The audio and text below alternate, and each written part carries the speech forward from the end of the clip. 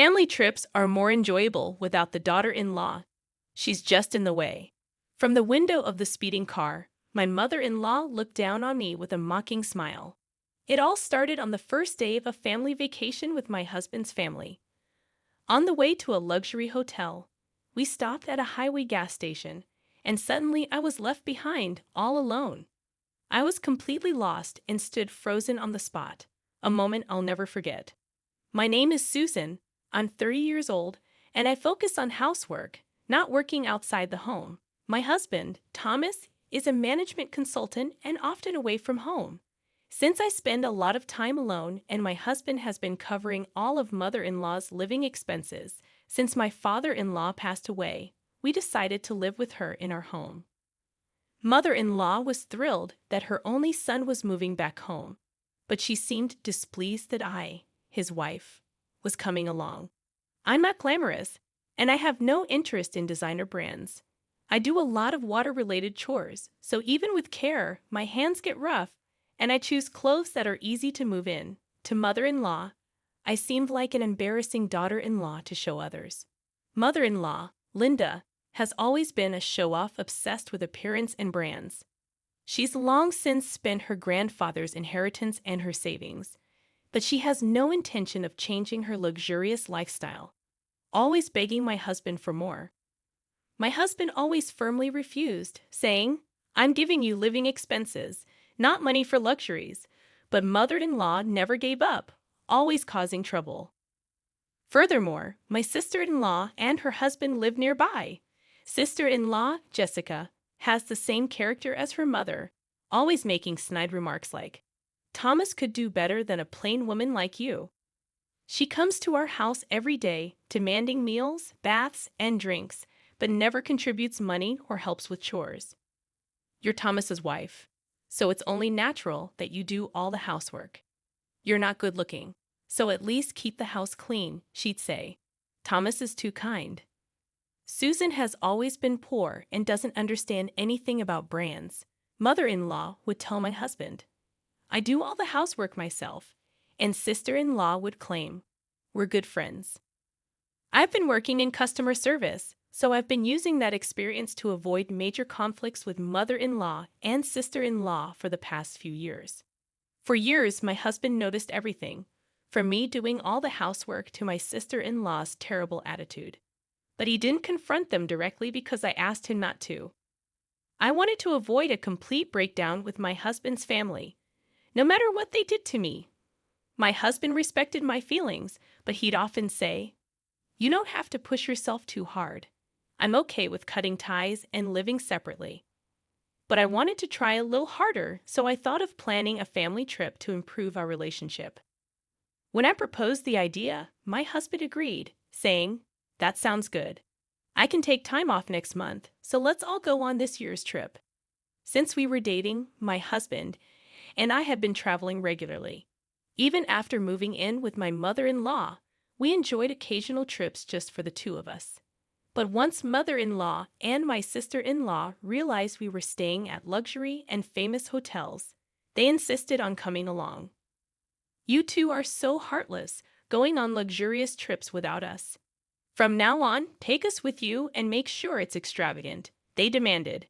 Because they were so persistent, I told my husband that this time, we had booked a luxurious hotel for the whole family.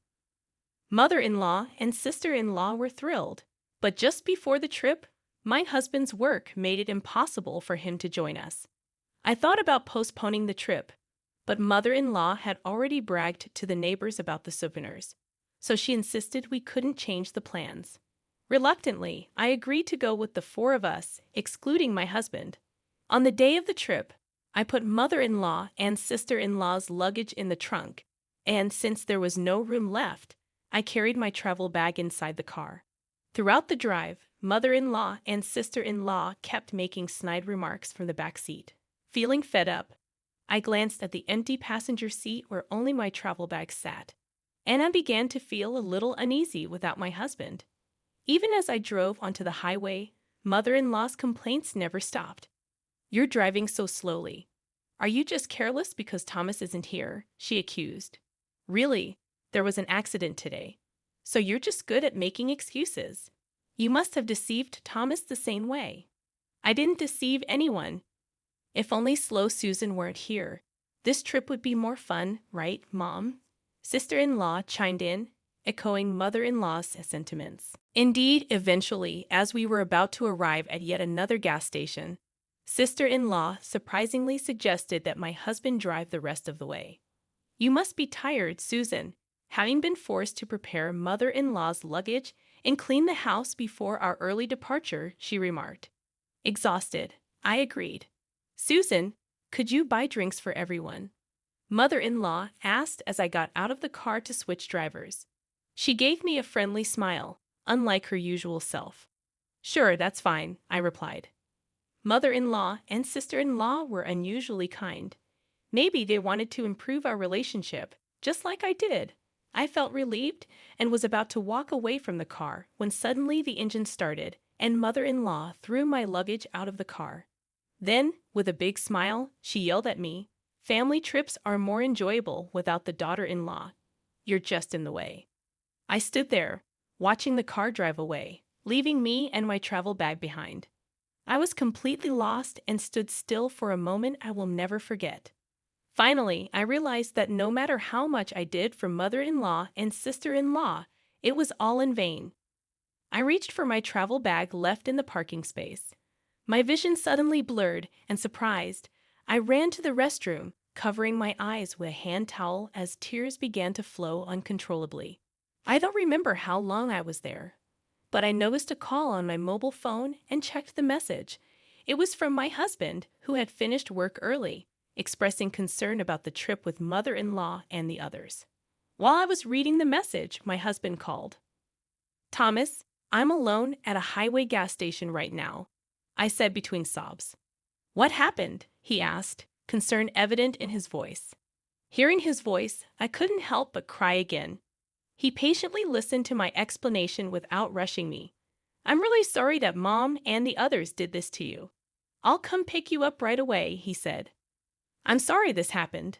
"Why are you apologizing, Susan?" "Because I wanted to get along with your precious family, and I couldn't," I confessed. "I want you to tell me how you really feel. Do you still want to try to make things work with Mom and the others?" "Right now, I can only think that it's too difficult," I admitted. "I see. I'm sorry for what my family did. I'll handle the separation and everything else with Mom and the others." "But is it okay for you to leave your feelings as they are?" he asked. "My feelings? You've been holding back from me all this time, haven't you?" I realized. Thinking back, I realized that I had always been holding back. But I had been angry with my unreasonable mother-in-law and insensitive sister-in-law all this time. "Yes, I can't be with those people I absolutely hate," I declared. Expressing the anger I had been suppressing felt surprisingly refreshing. "You can do whatever you want from now on, Susan. I'll take care of the rest," my husband assured me. "I understand. No matter what happens, I won't let them hurt you anymore." I made that firm resolution, I said determinedly. A few hours later, my husband came to pick me up at the gas station. Being with him made me naturally smile, and I realized how calmly and happily we could spend time together, even though we were traveling the same distance. I couldn't help but grin a little, even though I felt bad for my worried husband. Thanks to his thoughtful care, I was able to rest well. When we got home, the next day, my husband made a surprising proposal. "I've narrowed down the options for our new home to places near Susan's parents' house," he announced. "What? What's going on all of a sudden?" I asked, taken aback.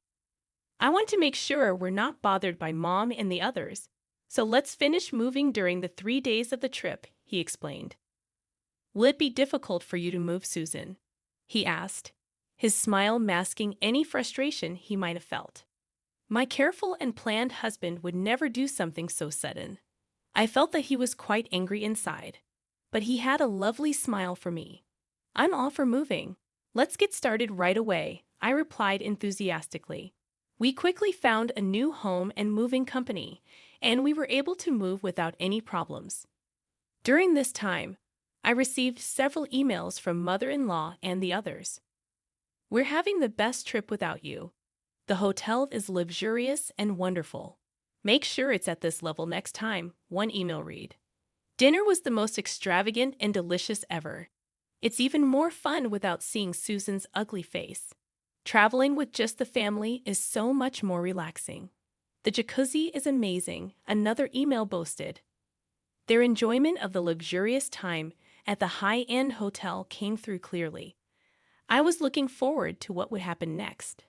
At around 10 o'clock a.m. on the checkout day, as expected, I received a call from mother-in-law. "Susan, what's going on? What do you mean?" she demanded. "They told me the accommodation fee is $10,000. If the young lady isn't there, it's completely different from what you told us at first," she continued. "It's only natural that the regular accommodation fee applies since I booked it through my connections, and I'm not there," I explained. "What do you mean? That hotel is run by my relatives," she explained. "Well, I didn't know that. By the way, all the hotels we've stayed at on our trips were run by those relatives, so we were able to stay at a discount," I replied. "Susan, you've never told us that before," she accused. "Thomas told me to keep quiet about it because if Linda and the others found out, they'd demand it be free," I confessed. "Anyway, the accommodation fee is correct. So please pay it yourself," she demanded. "Wait a minute. I can't pay $10,000. I didn't go on the trip, so I can't pay for you all," I protested. "Don't say that. Do something. We're family, right? You said the wife of your son isn't family, didn't you? You all enjoyed yourselves as a family, so please pay as a family," she pleaded. "Goodbye," I said, hanging up. I ignored mother-in-law, who was still yelling on the other end of the phone, and hung up, feeling refreshed. In the end, mother-in-law and the others borrowed money from a shady source to pay for the accommodation or something like that. Furthermore, when they returned home, they couldn't get living expenses from my husband or me since we had moved, and they ended up fighting and parting ways with sister-in-law's family. Sister-in-law's family also deteriorated their relationship and divorced. Sister-in-law, abandoned by her husband and without income, looked for work in the nightlife but seemed to have trouble finding employment due to her bad personality. With no one left to rely on, mother-in-law even went to my husband's company to seek help. At that time, mother-in-law looked older than her age, with hollow eyes, a haggard face, and dirty clothes. Even when she was crying and begging in the company lobby to live with us, my husband firmly declared a break in relations. After that, mother-in-law ended up working exhaustively at a terrible job. Several years have passed, and now we have a lovely child and are living very happily. We are planning to stay at that luxury hotel we couldn't go to before, just the three of us as a family. The hotel owner's relative invited us because they want to meet our child. We are looking forward to it very much.